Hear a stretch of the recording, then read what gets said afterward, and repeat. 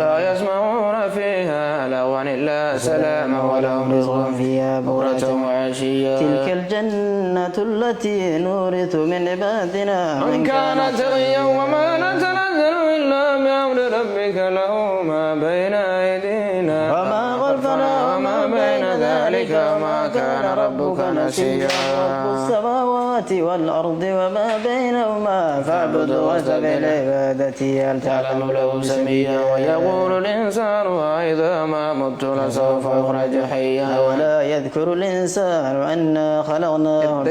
أولا يذكر الإنسان أنا خلقناه من قبل ولم يك شيئا وربك لنحشرنهم والشياطين ثم لنحضرنهم حول جهنم جثيا ثم لننزعن من كل شيعة أيهم أشد على الرحمن عتيا ثم لنحن أعلم بالذين هم أولى بها صليا وإن منكم إلا واردها كان على ربك حتما مقضيا ثم ننجي الذين اتقوا ونذر الظالمين فيها جثيا وإذا تتلى عليهم آياتنا بينات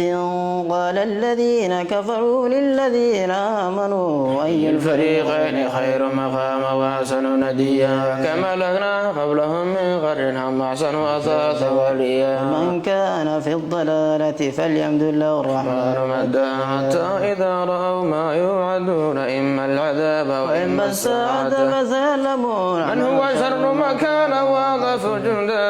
ويزيد الله الذين اهتدوا هدى والباقيات الصالحات خير عند ربك ثوابا وخير مردا ورأيت الذي كفر بآياتنا وقال لأوتين مالا وولدا اطلع الغيب أم اتخذ عند الرحمن عهدا كلا سنكتب ما يقول ونمد له من العذاب مدا ونرثه ما يقول ويأتينا فردا اتخذوا من دون الله آلهة ليكونوا لهم عزا كلا سيكفرون بعبادتهم ويكونون عليهم ضدا ألم تر أنا أرسلنا الشياطين على الكافرين تؤزوا مزا فلا تعجل عليهم إنما نعد لهم عدا يوم نحشر المتقين إلى الرحمن وفدا ونسوق المجرمين إلى جهنم وردا لا يملكون الشفاعة إلا من اتخذ عند الرحمن عهدا وقالوا اتخذ الرحمن ولدا لقد جئتم شيئا إدا تكاد السماوات ينفطرن منه وتنشق الأرض وتخر الجبال هدا دعوا للرحمن ولدا ما ينبغي للرحمن أن يتخذ ولدا كل من في السماوات والأرض إلا آتي الرحمن عبدا لقد أحصاهم عدا وكلهم آتيه يوم القيامة فردا إن الذين آمنوا وعملوا الصالحات سيجعل لهم الرحمن ودا فإنما يسرناه بلسانك لتبشر به المتقين وتنذر به قوما لدا وكم أهلكنا قبلهم من قرن هل تعس منهم من أحد أو تسمع لهم ركزا. بسم الله الرحمن الرحيم عداه ما أنزلنا عليك القرآن لتشقى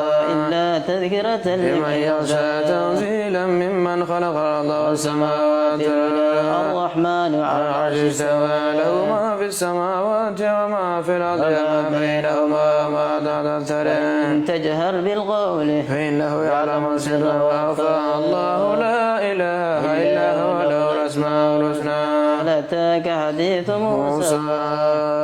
فتح